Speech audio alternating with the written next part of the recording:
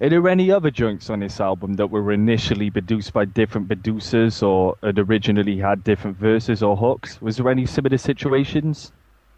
Well, I'll tell you what, because this happened so early in the process, I just made sure that that didn't happen again. You know what I mean? So it's like, in one way, you could look at it as a blessing in disguise because I was like, yo, we ain't letting this happen again. You know what I mean? Yeah. I mean, was it a challenge putting together this album, versus, the albums prior to it, the AOT albums, the Jedi Mind Trick albums? How much of a challenge Right, was right. it? Well, I mean, I don't look at anything as a challenge anymore because I love what I do. So even if it's challenging creatively, I embrace that because this is all I ever wanted to do since I was a kid. I didn't want to be a doctor or a lawyer or anything like that. This is what I wanted to do. Yeah. So anything that's perceived as a challenge is like, I'm like, yeah, I guess in terms of the English language, challenge would be like the correct word. But I don't know if it's so much of a challenge when you welcome it and you enjoy it. You know what I mean? Absolutely. It's more like, I just look at them as different experiences. You know what I mean? I like to challenge myself, if that's what you mean. You know what I mean? Yeah. I'm still trying to get better. I don't want to be complacent and be one of those people that doesn't get better. I think the record I did is just the best record I ever did in my life. And I'm 32 years old, so that says something. On this album, you work with a lot of great talent, both sonically and lyrically, as you were saying earlier. Was everybody involved with this? Was everybody involved with the project familiar with who you were and your body of work? Oh, yeah, absolutely. I mean, that's something that we've always done. Like, in the history of this group, for me as a solo artist, or AOTP, or Stoop, we never really ever wanted to be those type of people that get caught up in the matrix of the business side where you're like paying people to work with you that aren't even familiar with you. You know what I mean? So it's like through everyone there was connection. Like with the Clips, Ab Liva is in Re-Up Gang, which is the Clips' crew, and Ab's from Philly. I'm friends with him, and he introduced us. You know what I'm saying? Yeah. Paul Wall was on tour with Ill Bill, who's a good friend of mine. You know, and Bill connected us, and, you know, me and Paul spoke and made that track happen. It's like, you know, everyone knows my history with Ari the Rugged Man, and, you know, so everyone involved with the record is just like mutual respect. It's why it got done the way it did, and it's why it came out as good as I think it did, you know what I mean? And I haven't really, it's been a long time that I've been feeling this, like, outpouring of love over a project where that I have with this, you know what I mean? It's like, it seems like people love this record so much, so I'm really happy about that. Are there any tracks you're most proud of on this album? I mean, obviously, it's a monster of an album for your career at this point. Yeah, I mean, I did like 21 songs for this record, so, wow. I mean, the most meaningful to me as a person is, like, the song about my stepfather, you know what I mean? But, like, the song Bad Day that the B-Miners produced, it's, like, really the first time anyone ever really saw me, like, show my sense of humor on record, you know what I mean? So I think it's like, that's kind of, some of these things are like what you are obligated to do if you break apart from your group. It's like, you know what you're going to get with Jedi Mind Tricks. So if I was to go do the same thing with my solo record, then what would have even been the point of doing a solo record? You know what I mean? So any song that you sort of hear and you say, wow, this doesn't sound like a Jedi record, they're the ones that probably mean the most to me because you wouldn't hear Paul Wall on a solo record. You know what I mean? But I love Paul Wall as Vinnie Paz. So like the record with Paul, you know, Bad Day with the B-Miners, the Same Story joint, you know, the dedication of my step pop. It's like some of those records are just outside of the box of Jedi Mind Trick. So I wanted to make sure that people understood that I was taking it somewhere else, you know? And speaking about taking it somewhere else, the album's front cover almost looks as if it was loosely inspired by the Coen Brothers movie, Fargo. I mean, is that just coincidental, or was it an inspiration for this album? It's amazing that you said that. You're the first person to recognize that. It's amazing. Really? I'm actually baffled that you said that because it's the exact thing. I had a dream of the record cover, and the record cover was just like a rap version of Fargo. So these guys I'm into heavy metal music a lot. So is my brother. So a lot of these guys that do a lot of the album covers of the bands we listen to, like Protest the Hero and stuff. Yeah. They're a design company called Sons of Nero. So I woke up the next day and called my manager. I'm like, I have the idea, and I want these heavy metal guys, Sons of Nero, to do it.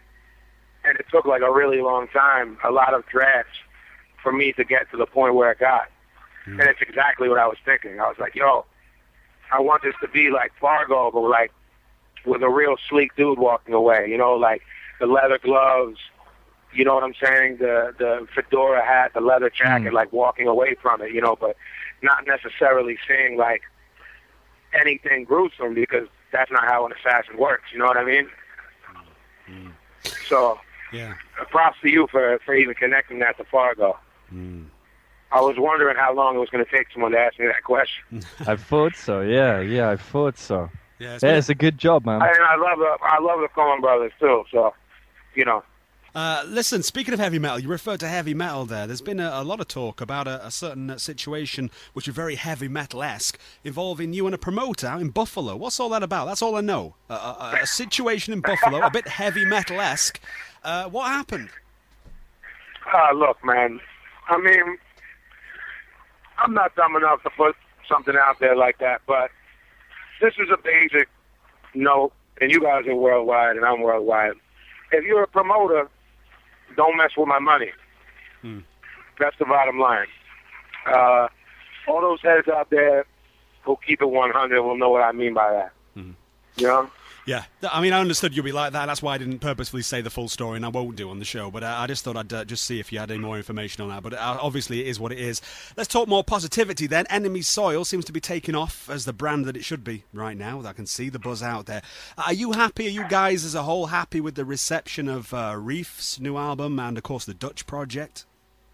Yeah, I mean, you know, Reef is a good friend of mine, an old friend of mine. It's like, you know, it's like I just want to put out people and put out music that we love, and that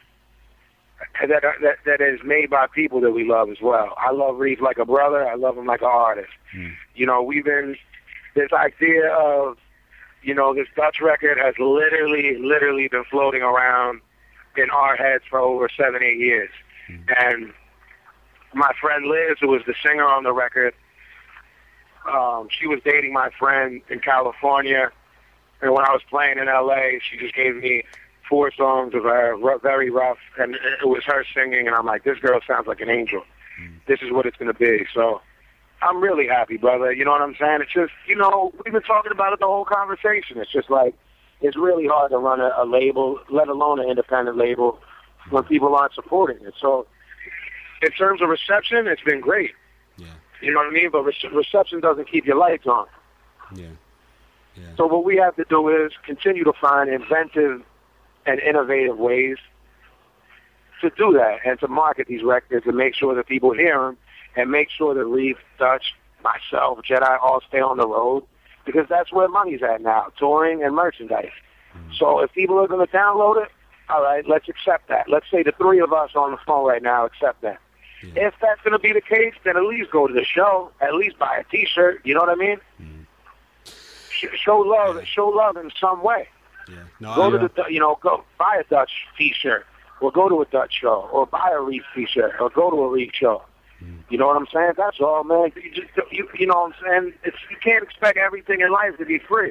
Yeah. People work hard, man. They put their blood, sweat, and tears into this culture. Exactly, and that's what Menace was saying. That's what Menace was saying just this week, I think, somewhere on your blog, weren't you, Menace, saying that a news flash, he was saying to the world, hip-hop exists offline. You know, it's not just online. Get out there is what Menace was saying. That's the thing, though. The 3 of us are old enough to know that. These kids aren't, you know what I mean? I mean, I remember my brother taking me to shows, you know what I'm saying? My brother, you know, I was like a tag-along with my brother when I was little. He would take me to shows. I got to see stuff that was mad cool for a 10 or 11-year-old, you know what I mean, in the late 80s. And then by the early 90s, you know, I got to see the Def Jam tour, Public Enemy, Beasties, things like that. I remember, like, it was the greatest shit in the world to me, man. Like, buying a record was the greatest shit in the world to me. Yeah. Yeah. By the time my brother had his third child, he had amassed thousands and thousands of pieces of vinyl.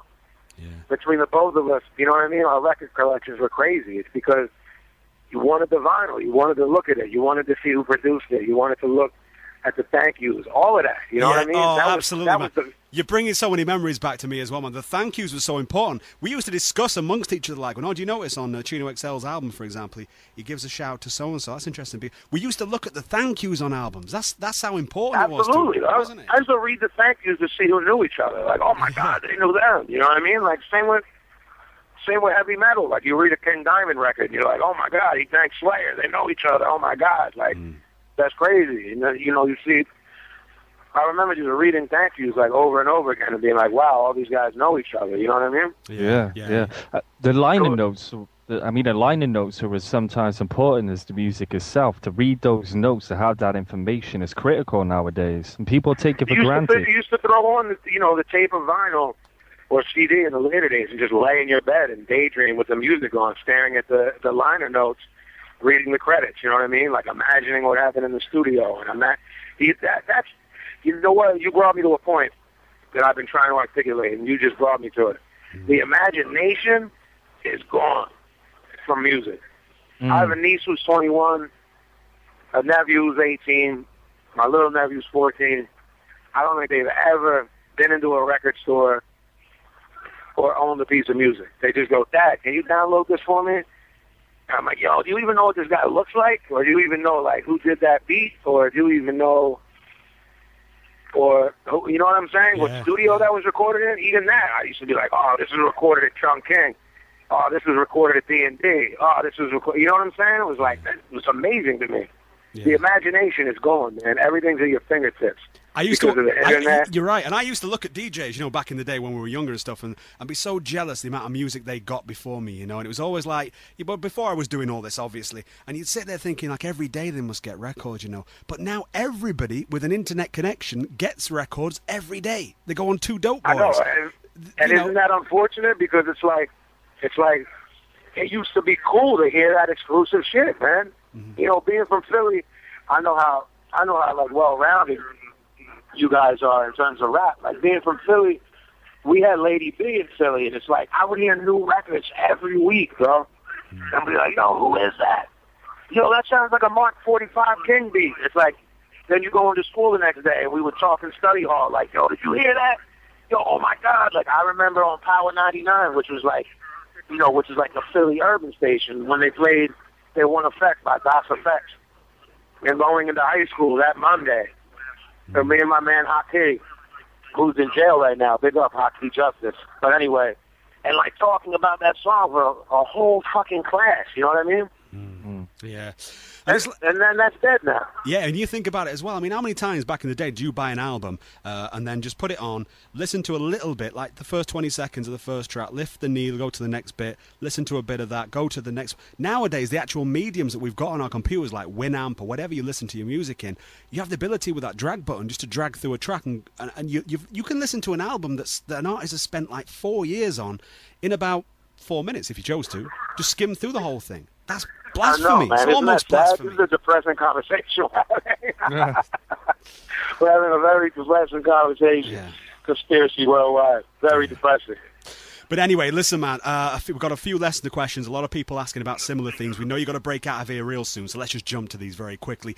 People are asking about your collaboration and your contribution to Ill Bill and DJ Muggs' forthcoming Kill Devil Kills album. I just wonder if you can tell us a little bit more about that track you're featuring on and your contribution to that. Yes. Produced by DJ Muggs, featuring myself, Ill Bill, and Be Real of Cypress Hill. Muggs is at the top of his game, man. I mean, it's just amazing that this guy has been in the game 20-plus years, and the fact that he started with 783, and continue with Cypress and his work with everyone from Ice Cube to Tricky to reggae records on Tommy Boy Records, and he's still amazing. And he gave me an amazing record, and that Bill is still as incredible as he is. I'm just very honored to be a part of the project, and And Bill and I are 23 songs in on the Heavy Metal Kings collaboration record that we're doing together. Nice. Excellent. Yeah, 23 joints, man, and we're not even close to being done. Damn, man. Damn, that's fantastic news, man. I'm looking forward to getting hold of that.